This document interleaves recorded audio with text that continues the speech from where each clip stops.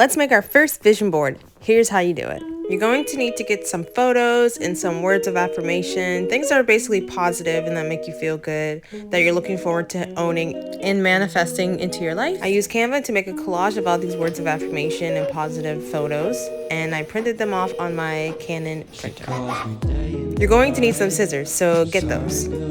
I used a cork board and spray painted the frame gold, but you can use Bristol board. So cut out all of the photos that you put together. Then you're going to place them in spots that make sense to you before you glue them down. For example, one of the phrases I have is six-figure businesswoman. So I put my business logo, Keysense Self-Care, beside it.